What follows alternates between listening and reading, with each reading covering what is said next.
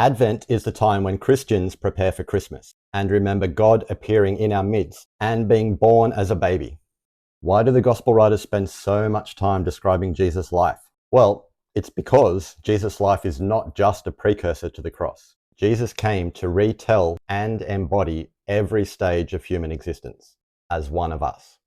I'm reviewing the book by Mako Nagasawa, Christmas with Irenaeus, How Jesus' Incarnation Honors Creation, Human Body, and the Human Story. This little book is one of the perfect introductions to one of the greatest theologians and one of the founders of the early church. Born less than 100 years after Jesus' resurrection and ascension, Irenaeus lived in a time and place where the apostles' witness was still fresh. And Irenaeus had at least one friend and mentor who personally knew the apostles.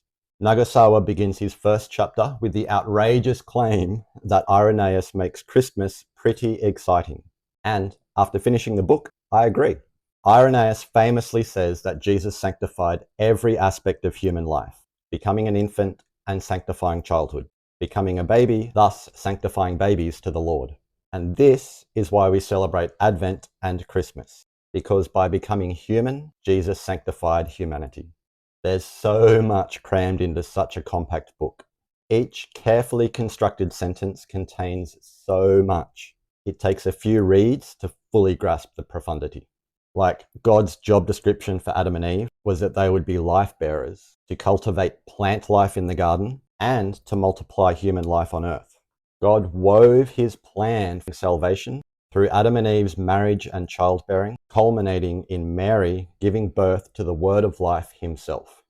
This, according to Irenaeus, is why ejection from the garden and the tree of life was considered a mercy, because the eternal Son of God knew that he would have to undo the corruption in human nature by taking on human flesh. He would have to share in our fallen humanity so that we might share in his healed humanity.